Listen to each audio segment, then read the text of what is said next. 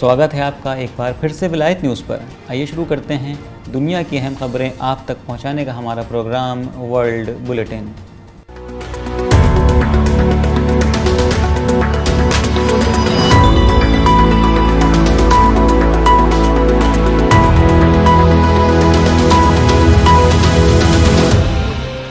आइए सबसे पहले नज़र डालते हैं आज की हेडलाइंस पर। हज़रत आयतुल्लाह ख़ामनेई ने भेजा पोप फ्रांसिस को अहम पैगाम, अच्छे कामों के लिए सराहा और हक़ व सच्चाई का साथ देने की अपील।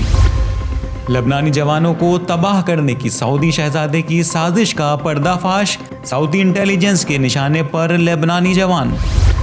IAEA ने फिर लगाया ईरान पर आरोप, कहा 300 किलो के बजाय ईरान के पास है 3800 किलोग्राम एनरिच्ड यूरेनियम। तेहरान ने कहा बेबुनियाद आरोप पर निष्पक्ष नहीं है IAEA।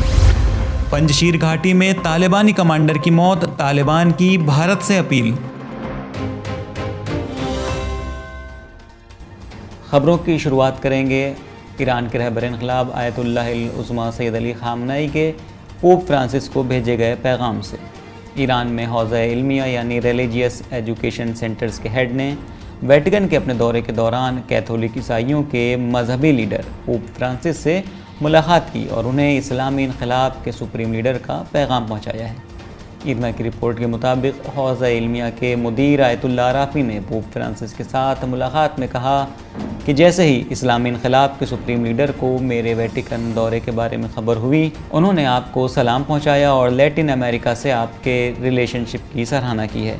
इसके अलावा ईसाई और इस्लाम धर्मों के बीच संबंधों को मजबूत बनाने और मज़लूमों के समर्थन के लिए आपकी कोशिशों की उन्होंने तारीफ़ की है।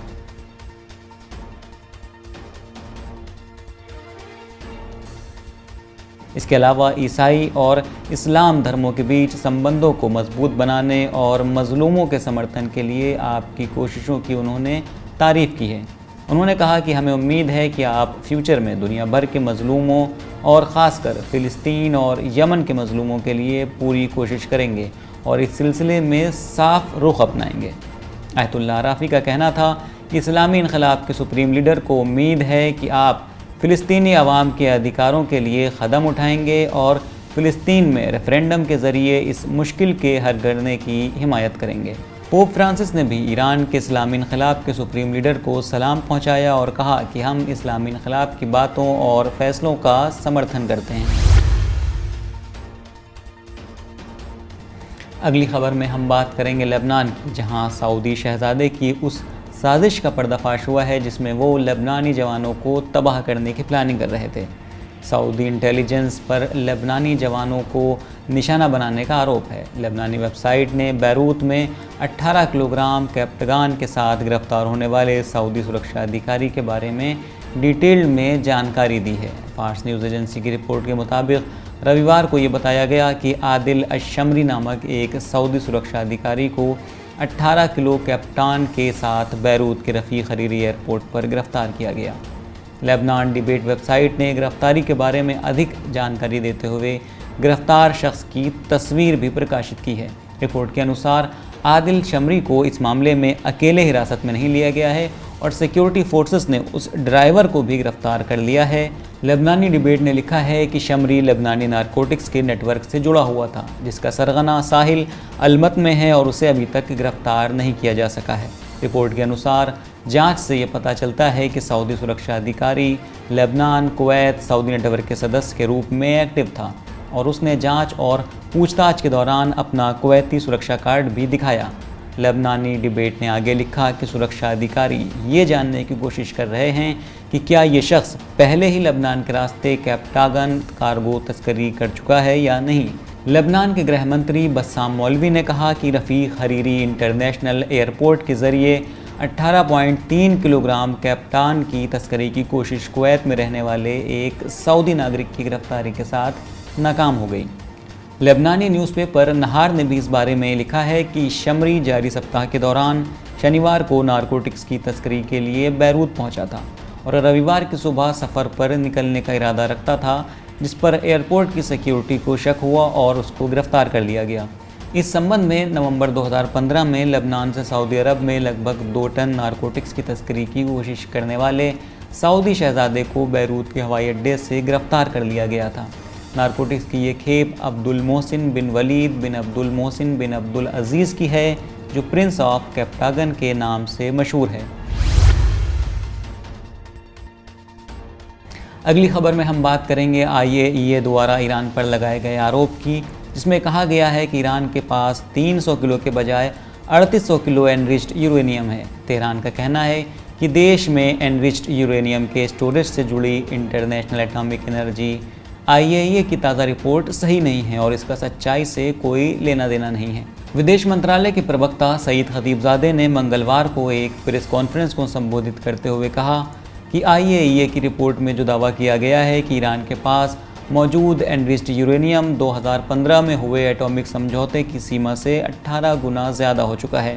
हालांकि इस दावे का सच्चाई से कोई लेना देना नहीं है।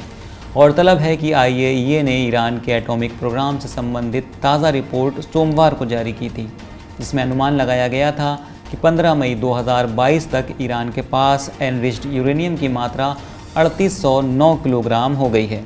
परमाणु समझौते के मुताबिक ईरान सिर्फ 300 किलोग्राम एनरिच्ड यूरेनियम का ही स्टोर कर सकता है, जिसे सीमित स्तर पर संवर्धित किया गया हो। इसके अलावा संयुक्त राष्ट्र एजेंसी ने 3 और जगहों पर यूरेनियम के कण पाए जाने पर सवाल उठाए हैं। इस रिपोर्ट को खारिज करते हुए खतीबजादे ने कहा कि मार्च में तेहरान और IAEA के बीच एक समझौते पर पहुंचने के बाद एजेंसी के साथ कई बैठकों के दौरान ईरान ने तकनीकी सुविधाएं और दस्तावेज उपलब्ध करवाए और IAEA द्वारा उठाए गए सवालों को लिखित जवाब भी दिए थे, लेकिन इसके बावजूद ईरान पर आरोप लगाए जा रहे हैं। अगली खबर अफ़गानिस्तान से है, जहां अफ़गानिस्तान के पंजशीर इलाके में तालिबान और नेशनल रेजिस्टेंस फ्रंट के लड़ाकों के बीच झड़प में तालिबान के कमांडर की मौत हुई है और कहा यह भी जा रहा है कि तालिबान के कई लड़ाके इसमें मारे गए हैं। तालिबान ने अगस्त में काबुल पर कब्जे के बाद पंजशीर घाटी पर भी कब्जा कर लिया था, लेकिन इस इलाके में तालिबान के ख़िलाफ़ प्रतिरोध एक बार फिर मजबूती से सिर उठा रहा है और नेशनल रेजिस्टेंस फोर्स के लड़ाके फिर से सक्रिय हो रहे हैं। अफ़गानिस्तानी सूत्रों का कहना है कि मंगलवार को पंजशीर के वल्सवाली इलाके में तालिबान और नेशनल रेजिस्टेंस फ्रंट के बीच लड़ाई में दोनों ओर से काफ़ी नुकसान उठाया गया, लेकिन इसकी रिपोर्ट अभी हासिल नहीं हो सकी है।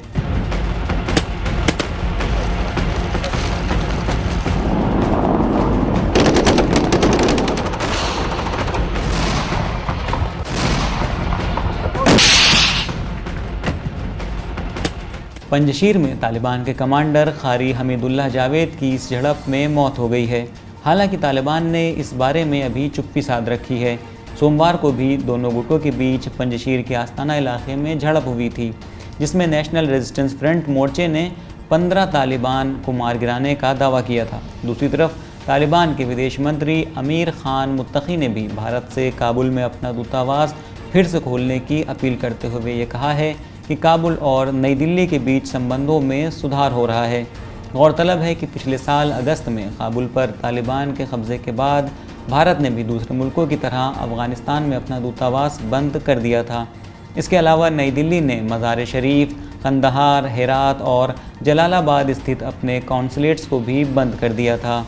फिलहाल हमारा आज खबरों का सिलसिला यहीं तक था। मुलाकात होगी अगले बुलेटिन में, तब तक के लिए इजाज़त दीजिए। खुदा हाफिज़।